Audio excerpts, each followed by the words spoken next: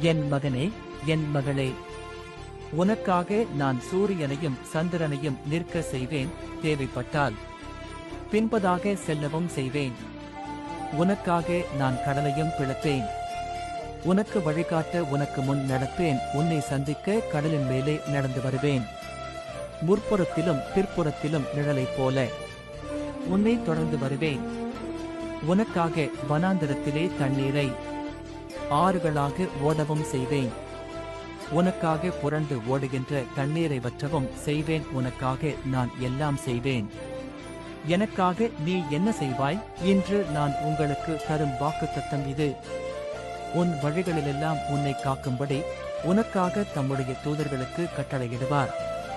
சங்கீதம் அதிகாரம் 91:11. In English, for he shall give his angels charge over thee, to keep thee in